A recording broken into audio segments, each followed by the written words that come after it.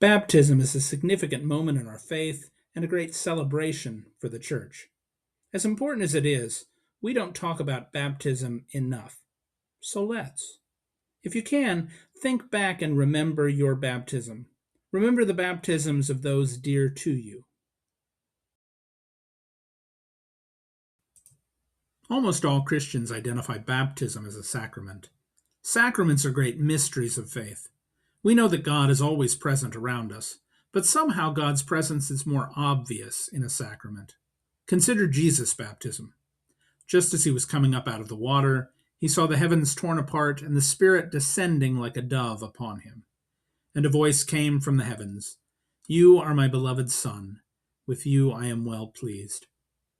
I don't recall the heavens being torn apart in my baptism or other baptisms I've led or participated in. But in those moments, the water isn't only water, and the words are more than prayer.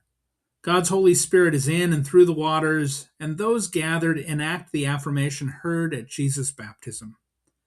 You are God's beloved. Baptism relates closely to other sacred moments like communion.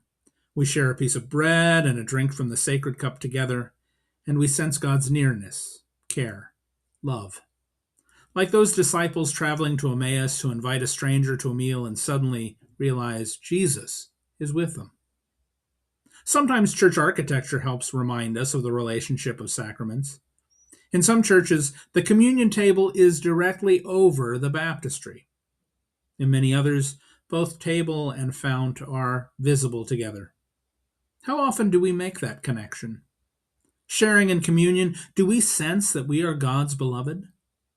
In baptism, do we realize the cloud of witnesses, Christians of other times and places, gathered with us, celebrating, affirming another precious child's sacred relationship with God and with others in the church?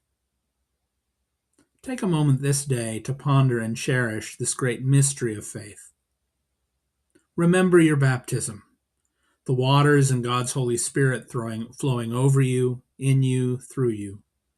Remember the promises you made, the promises the church made. Remember the promises God made to you, to all of us, together. Remember.